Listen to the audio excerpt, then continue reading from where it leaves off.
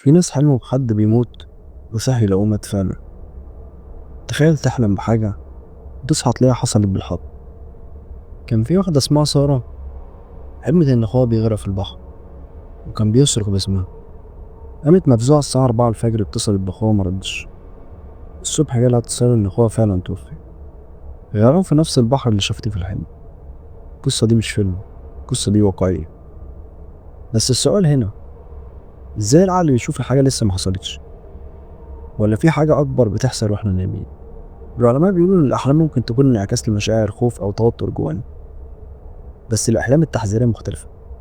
دي مش مجرد حلم غريب، دي كأن في رسالة جاية من مكان تاني. في دراسة من جامعة هارفارد اتكلمت عن حالات ناس حلموا بكوارث أو موت حد من العيلة وحصل فعلا بعدها بوقت قليل. هل دي صدفة؟ ولا في رادار خفيف في عقل البشر بيقدر يلقط حاجات احنا مش شايفينها؟ في ناس بتقول إن وقت ما بتحصل أحداث كونية زي خسوف أو اقتران الكواكب، الطاقة في الكون بتتغير، والبشر خصوصا الحساسين للطاقة بيستقبلوا إشارات غريبة وهم نايمين. الطاقة دي بتأثر على الهالة اللي حوالين الجسم، واللي بيسموها في بعض الثقافات مجال الروح. وممكن الحلم يبقى نتيجة إن طاقتك تواصلت مع طاقة شخص تاني في خطر. يعني ممكن تكون بتشوف اللي هيحصل قبل ما يحصل. وفي ناس بتقول إن مش كل الأحلام جاية من العقل أو من الطاقة، في أحلام بيكون مصدرها كائنات خفية، الجن مثلا. حسب بعض التفسيرات بيعيشوا في عالم موازي، لكنهم قادرين يشوفوا اللي مش بنشوفه. وفي أوقات معينة، خصوصا وقت النوم قبل الفجر، بيكون الحجاب بين العوالم ضعيف.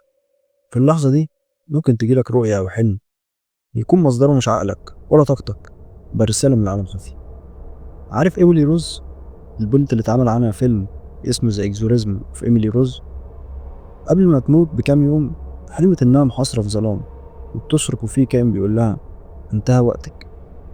ناس قالوا إن ده مجرد حلم، لكن اللي حصل بعدها خلى الكل يعيد التفكير.